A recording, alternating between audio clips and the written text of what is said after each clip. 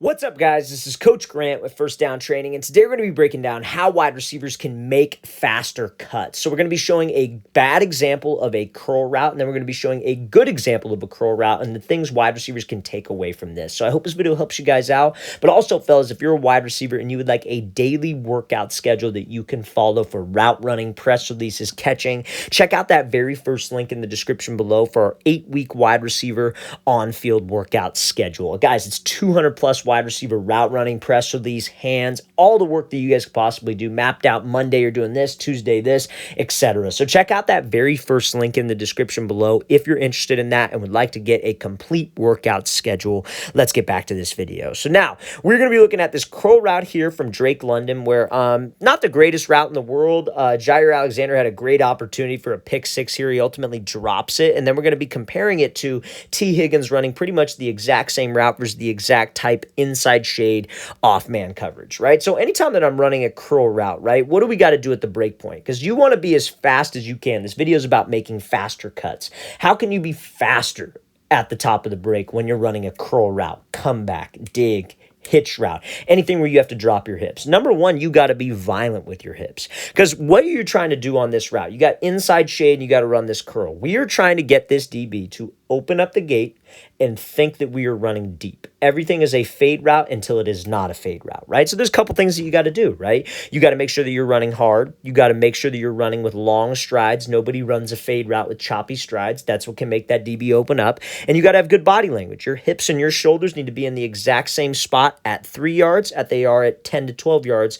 where you make this break, or where you make, like, like let's say this is like a hitch route, for example. This is like where you'd make that 7 to 8 yard hitch route break. It's got to be the exact same from 2 yards all the way up to 7 yards, because that's what the DB is looking at, especially an off man. Now, reason why I bring all that up, how it equates to making faster cuts, is that's why you got to be violent at the break point. You want to be as aggressive as you can when you drop your hips and you sit on down to this break, because that's how we can stop ourselves. If you guys are running full speed and you're just thinking about sinking your hips, I hate that terminology so much, because like there are certain trigger words and trigger phrases for wide receivers that can make them improve instantly, right? And so when somebody says, hey, I want you to sink your hips, you sink, you slowly drop them. I want a drop. I like you're dropping something, like you're holding a glass of water and you drop it. That freaking hits the ground fast. You don't sink the glass of water to the ground slowly. You drop the glass of water. That's how I want you guys to think about your hips. I want it to be a violent and aggressive drop into the break, because that slows us down. You got all kinds of speed and you slowly sink your hips, you are going to drift upfield and you are not going to be fast at the break point. The faster you get into the break, the more energy you create, so the faster you can get out of the break. So that is the number one thing that we want. So when he drops into this break, though, the mistake that a lot of receivers make when they try to make these faster cuts is they reach. You see how he's over-exaggerating it, and he's reaching outside of his body frame, right? Now, remember, when we reach outside my body frame and your foot goes outside my body frame, I mean this like line I'm drawing. When your foot goes outside that frame, what do you think happens with your body? It starts to lean back a little bit. Your chest pops up in the air. And what's a DB supposed to be watching? Body language. So maybe, and also you see how London throws the hand up in the air right here. So you lean back, you start to reach, you strike the ground on your heel first. You're maybe not getting as low as I would like, because when I say drop your hips, I also mean that I want you to get low. I want you to get to a 90-degree position with your lower body.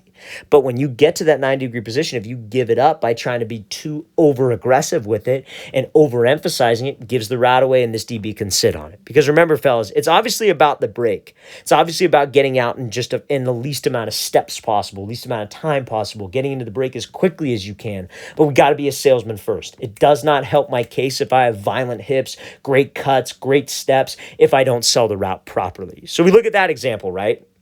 I'm going to play it full speed one more time just so you guys could see it. We don't want to overdo it. But his break was incredibly fast. He dropped into the break aggressively. He took the least amount of steps possible, 3 steps. Why did his not work? And it's because he didn't sell the route properly, guys. You have to be able to do both. Fast cuts are one thing, but I got to be a salesman first. So let's look at T. Higgins here, because he does the exact same thing. Right? He runs the exact same route. He's running the exact same hitch. He gets out of it in 3 steps, but you see he got separation. London didn't, obviously, right? So when he goes up into this break, I want you to pay attention to his pad level. It's the same pad level all the way up until right when he breaks.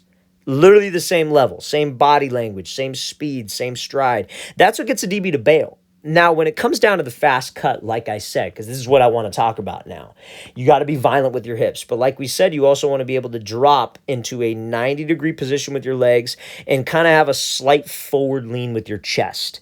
You can't have that slight forward lean. I say to my receivers, you want to try to touch your chest to your quads.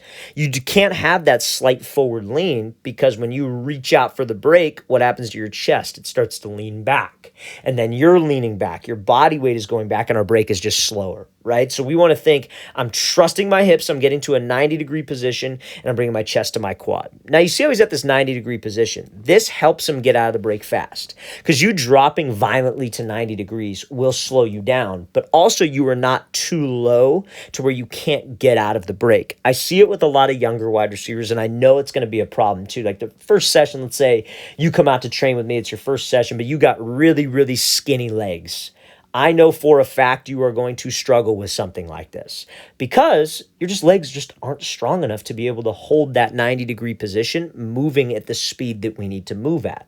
So it's not just about technique. There are other things that you need to take care of in the off season when you're training to work on this kind of stuff. Get in a squat rack, do a lot of lunges, do a lot of split squats, do things that are going to strengthen your legs, make your legs a little bigger so you can absorb this force a little more and have more stability because you need stability. To make faster cuts, you need stability in your legs. You got to be able to hold that 90-degree position like it's nothing.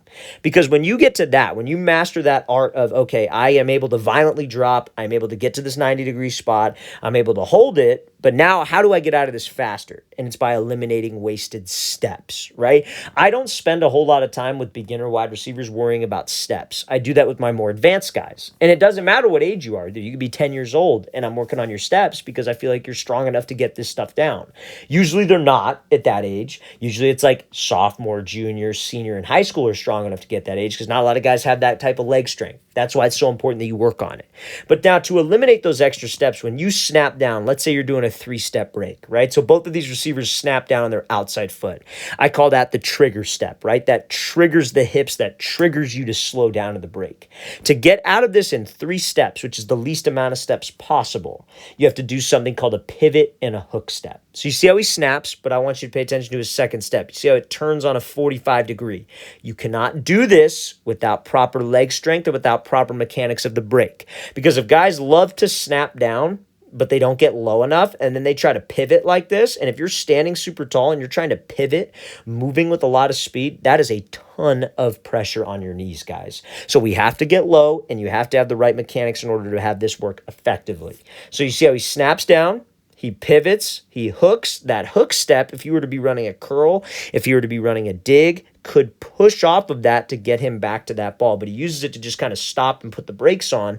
But that pivot and that hook is what eliminates the extra steps at the top and can help you make a faster break. But it's a recipe of everything that we just talked about.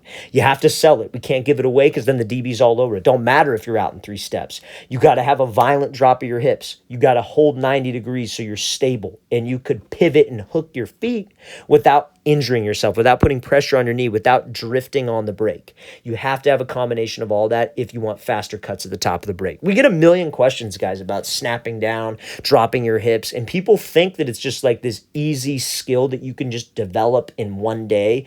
It's not. Like, there are a lot of things that go into this. There are a lot of things that can work on your stability, your strength, your technique, your foot placement. It's a recipe. If you want to run routes like these guys, that's what it takes. Honestly, like and nobody wants to say that. Everybody just wants to post the drill about it and not actually give you real info that's going to help you. That's what it takes to be able to do that.